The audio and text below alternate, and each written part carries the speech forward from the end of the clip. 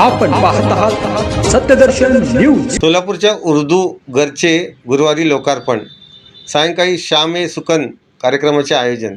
सोलापुरातील उर्दू घर या नूतन इमारतीचा लोकार्पण सोहळा गुरुवारी सकाळी 11 वाजता राज्याचे अल्पसंख्याक मंत्री अब्दुल सत्तार यांच्या हस्ते तर जिल्ह्याचे पालकमंत्री चंद्रकांत पाटील यांच्या अध्यक्षतेखाली संपन्न होणार अशी माहिती अपर जिल्हाधिकारी मोनिका सिंग ठाकूर व प्रांत अधिकारी सदाशिव पडधुने यांनी दिली। उर्दू घराच्या उद्घाटनानंतर सायंकाळी 7 वाजता शाम ए सुकन या उर्दू शायरी व मुशायऱ्याचा कार्यक्रम संपन्न होणार आहे।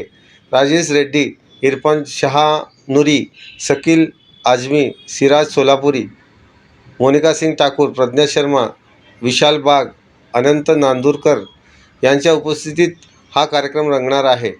2014 या सालामध्ये सोलापुरात सिव्हिल हॉस्पिटल समोरील जागेत या उर्दू घराचा भूमिपूजन समारंभ पार पडला होता।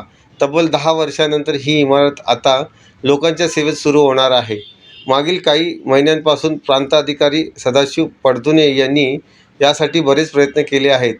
या ठिकाणी सुमारे 200 नागरिकांच्या बसण्याची सोय असलेले सभागृह असून वर्षभरात विविध भाषांचे पुस्तक प्रकाशन सोहळ्यासाठी हे सभागृह उपलब्ध होणार असल्याची माहिती प्रशासनाने दिली आहे।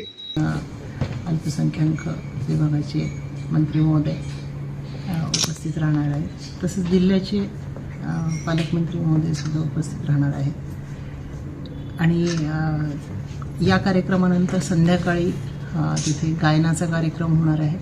तसेच एक मुशायरा उर्दूंच्या कवींचा होणार आहे। त्यामध्ये शकील आझमी, राजेश रेड्डी, इरफान शहानूरी, त्यानंतर विशाल बाग असे वेगवेगळे कवी उर्दू शायरीच्यामध्ये आपले गझल पाठ करणार आहेत। आणि मी सगळ्यांना आवाहन करते की जास्तीत जास्त संख्येने आपण या कार्यक्रमाला उपस्थित राहा।